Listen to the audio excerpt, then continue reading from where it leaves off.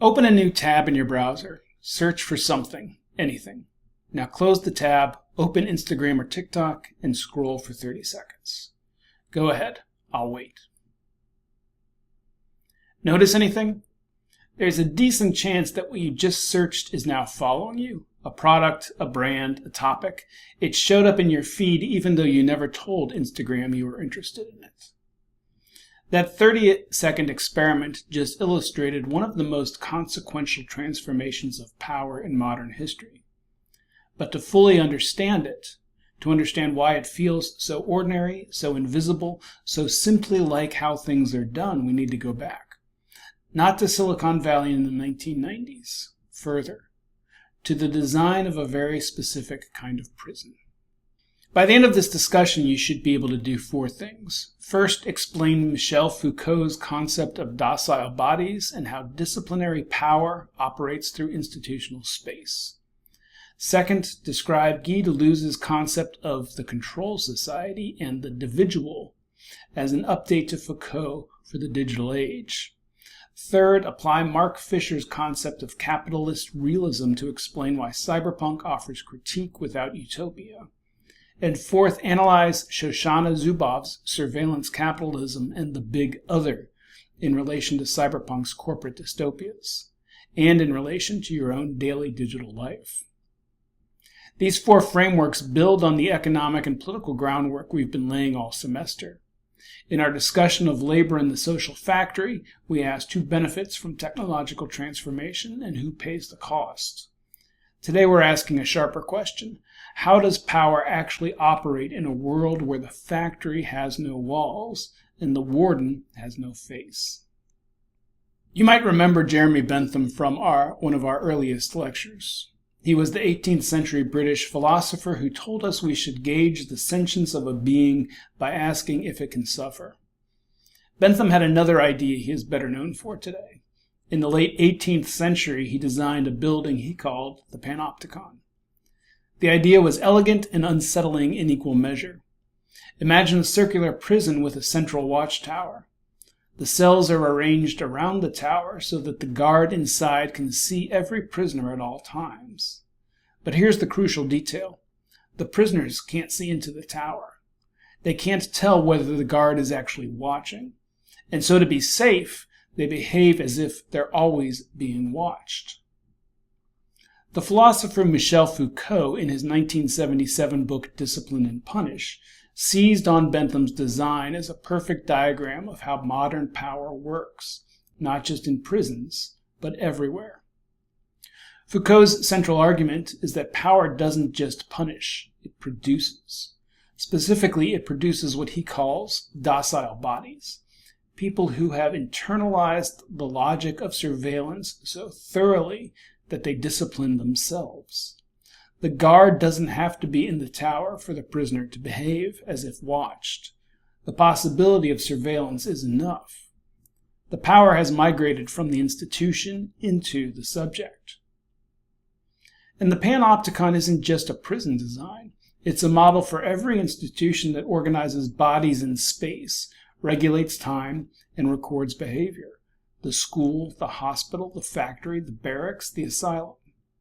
Each of these spaces produces useful, obedient subjects by making them visible, by making them aware that their actions can be observed, measured, and judged.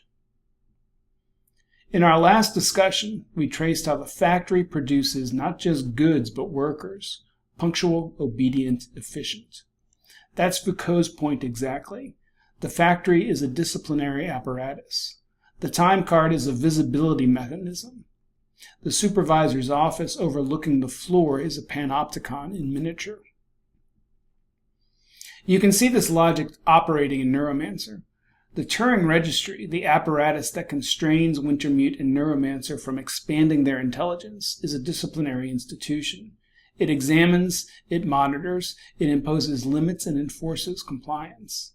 And Case, whose body has been literally modified with toxin sacs to ensure his cooperation, is a docile body in the most literal sense. His obedience has been engineered into his flesh.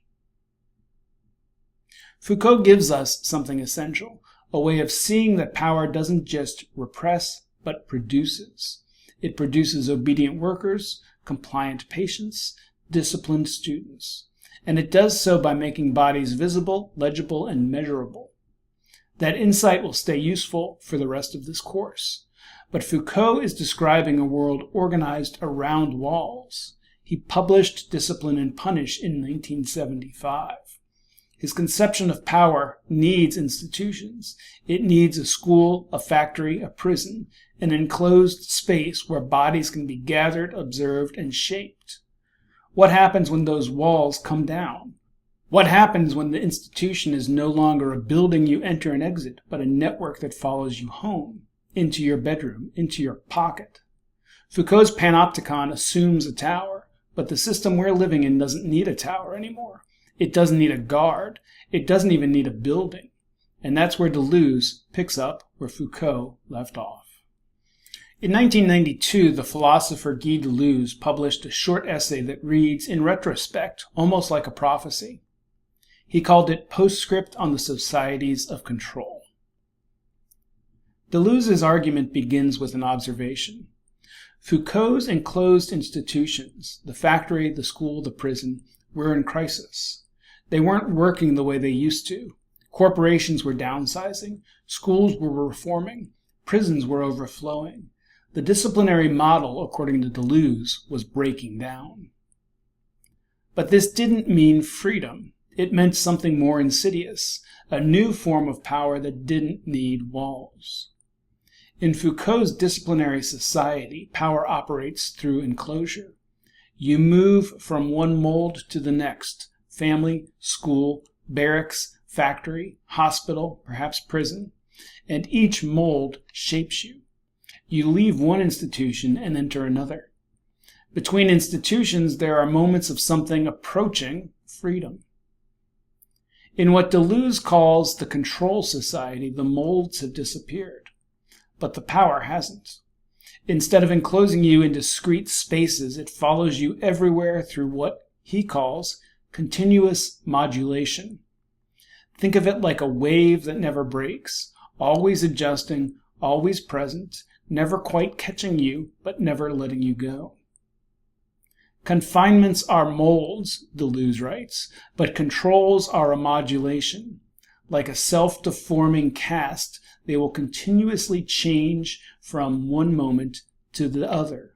This shift produces a new kind of subject. In disciplinary societies, power addresses individuals, whole persons to be molded and corrected. In control society, power addresses what Deleuze calls dividuals, not whole persons, but data sets, samples, profiles, markets. You are not a citizen to be governed or a worker to be disciplined. You are a pattern of behavior to be tracked, modeled, and predicted. Just remember that Deleuze was writing this in 1992. Most people didn't even have email then. Think about what this means in practice. When you swipe a credit card, you're not interacting with a company as a person. You're contributing data points to a profile. When you stream music, you're not experiencing art as a listener. You're generating behavioral data for a recommendation algorithm. The system doesn't care who you are. It cares what your data predicts you'll do next. We've touched on this before. In our discussion of disembodiment and erasure, we said that N. Catherine Hale's insight that information lost its body had political consequences. Deleuze is showing us what those consequences look like. The informational pattern has become more important than the person. You've been divided from yourself. Your dividual, your data profile, is more legible to the system than you, as a whole human being, ever will be. Alex Rivera understood this when he made Sleep Dealer.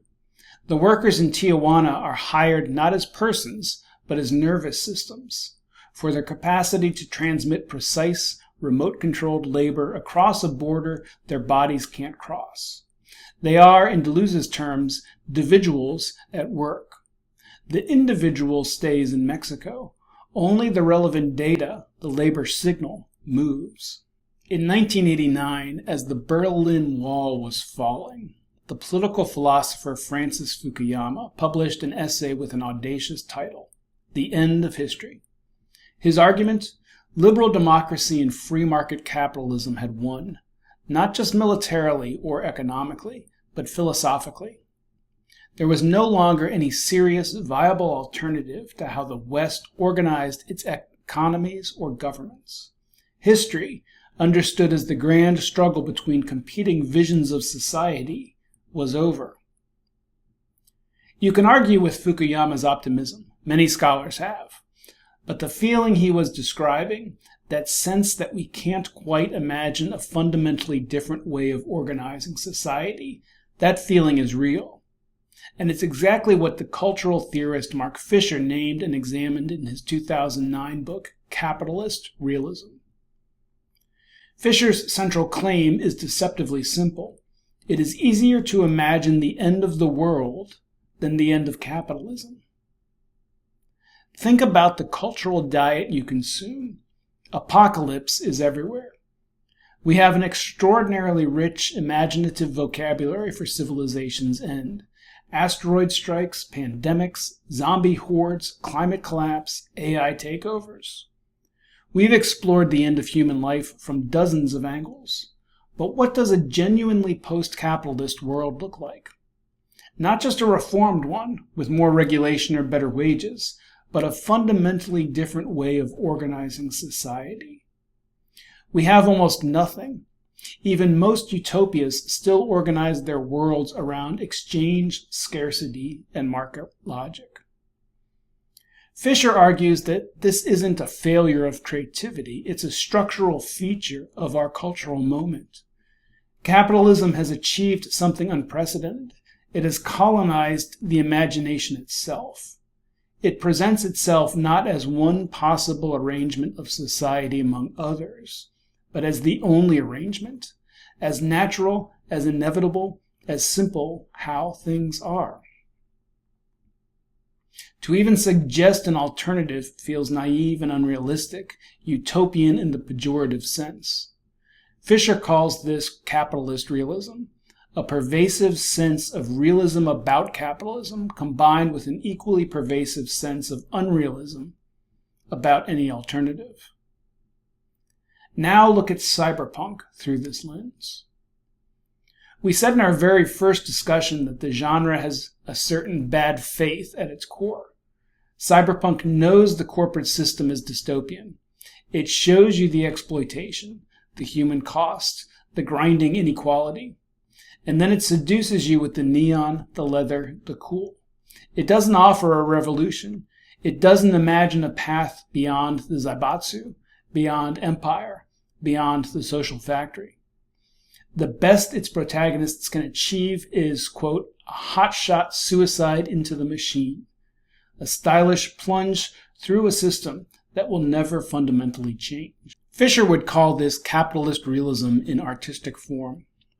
Cyberpunk can imagine the dissolution of the self, the end of nations, the merger of flesh and circuit, but it cannot imagine the end of corporate power. The corporations remain. What changes is only the aesthetic. We've seen this from another angle. Sylvia Wynter taught us that man is a script, a story told by those with power that determines who counts as human. Fisher is showing us that capitalism is now the master script, the one that has captured the very faculty we would need to rewrite it. The imagination itself has become a docile body. This is why cyberpunk matters as a critical tool rather than just an entertaining genre. The question isn't whether you enjoy the neon. The question is whether you can see, through the neon, the structure it illuminates. So here is where we are. Foucault showed us how power produces docile bodies through disciplinary institutions. Deleuze showed us how that power dissolved its walls and followed us everywhere, addressing us as dividuals rather than as individuals. Fukuyama and Fisher showed us how the system has gone further still. It has captured the imagination, presenting itself as the only possible reality. Now we need to understand the specific mechanism by which this operates in the 21st century. For that, we turn to the scholar Shoshana Zuboff, whose 2019 book, The Age of Surveillance Capitalism, offers the most comprehensive account of what is actually happening when you interact with digital technology. Zuboff's argument begins with a deceptively simple observation. When Google became commercially viable in the early 2000s, its engineers discovered something they hadn't originally intended. The search data generated by users, what you searched, when, where, what you clicked, how long you lingered, was extraordinarily predictive. Not just of what you'd search for next, but of your future behavior in the most general sense. Your habits, your desires, your anxieties, your vulnerabilities. Google's engineers realized this data was behavioral surplus, far more than the search engine needed to function. And someone figured out that this surplus could be sold to advertisers, not just to target you, but to predict and influence your future behavior. This is the founding logic of what Zuboff calls surveillance capitalism. The extraction of behavioral data as raw material, its transformation into predictive products, and its sale in what she calls behavioral futures markets. Notice what's different here from ordinary consumer capitalism. In traditional markets, businesses succeed by satisfying customers. Their incentive is to give you what you want. Surveillance capitalism inverts this logic. The business succeeds by accurately predicting your behavior and, increasingly, by modifying it. Your satisfaction is irrelevant. Your predictability is everything. The goal, Zuboff shows, has evolved from prediction to modification. The most valuable behavioral data comes attached to a behavioral nudge, a notification sent at precisely the right moment, a recommendation designed not for your pleasure but for your reliability as a data generator, a feed curated not to inform or entertain but to keep you engaged long enough to produce more data. The system doesn't just observe you, it shapes you, while remaining, for the most part, completely invisible. Zuboff calls the accumulated effect of this system the big other. This is not quite George Orwell's Big Brother, which was a human authority, a surveillance state with a face, a hierarchy, a dictator you could at least identify and potentially resist.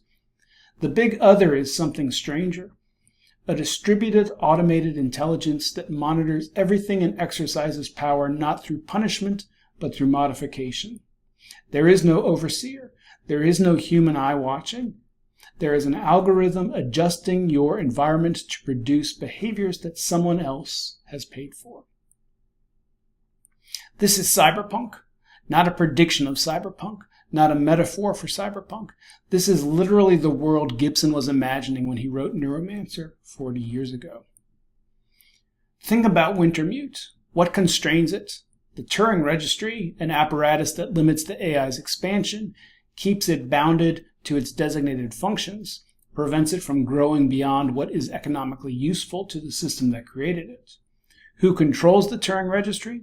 Not a democratic government.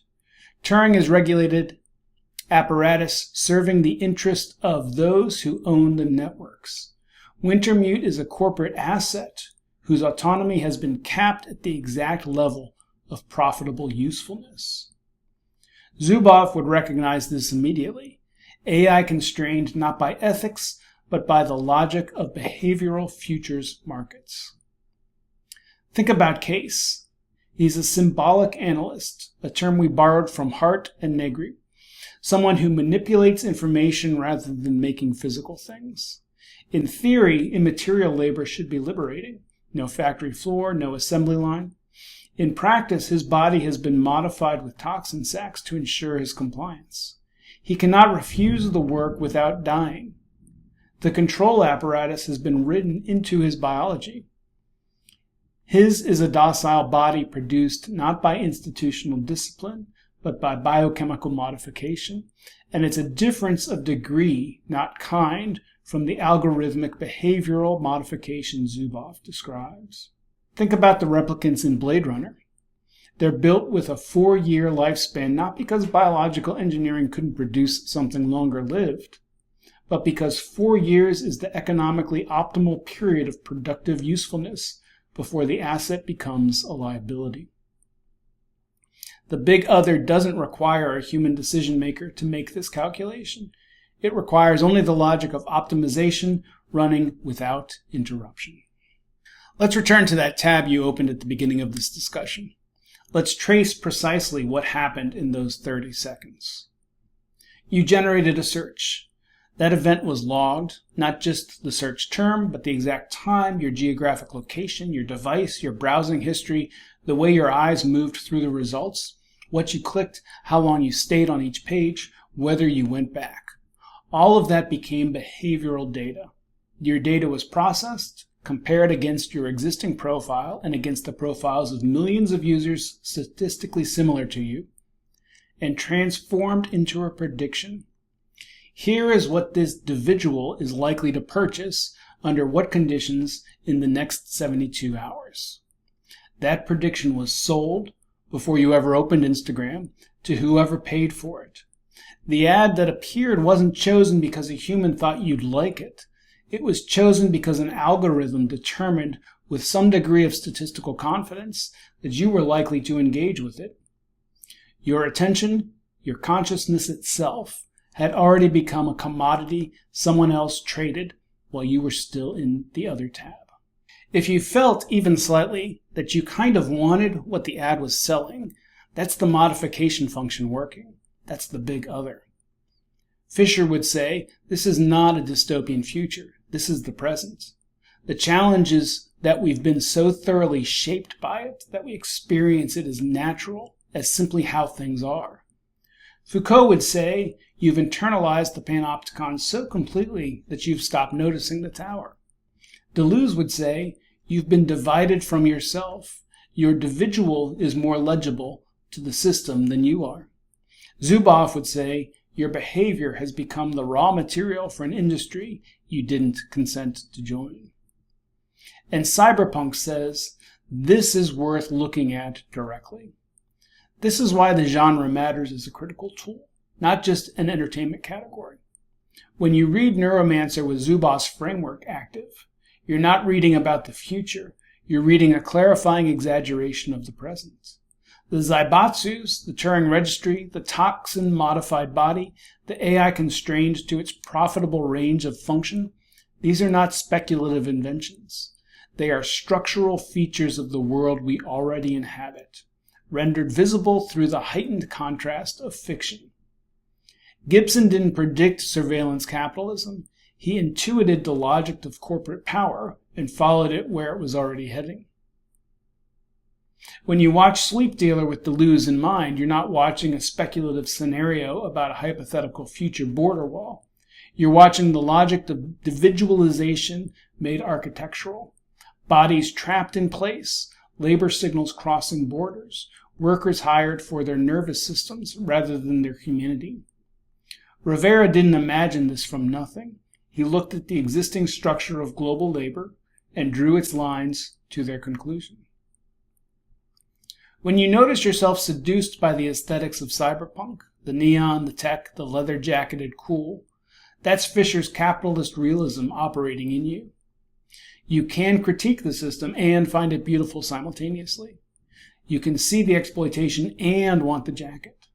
That's not hypocrisy. It's the condition. The system has colonized even your critical practice. What do you do with that? Zuboff argues for naming. The first act of resistance is finding words for what is happening so it can be contested. Systems that are invisible cannot be challenged. Systems that are named can be. Deleuze suggests that in control societies, where there is no outside, no escape from the modulating wave, the path forward is not liberation from the system, but the invention of new ways of moving within it, new forms of solidarity that the control apparatus hasn't yet modeled and sold. Fisher, tragically, didn't live to offer a satisfying answer. But he left us this. Seeing clearly is the necessary first step. You cannot change what you cannot see. Cyberpunk offers a vocabulary for that seeing. It says, this world was built. Someone made decisions that produced these structures, and because it was built, it can, in principle, be rebuilt. The corporate dystopias of cyberpunk are not warnings about a distant future. They are maps of our present, drawn with the heightened contrast of fiction. Your job, as you read these texts and as you move through a world increasingly shaped by the logics we've described today, is not to stand safely outside them and observe. You're already inside. The question is whether you can see the walls, and whether, once you see them, you can begin to imagine what might lie beyond.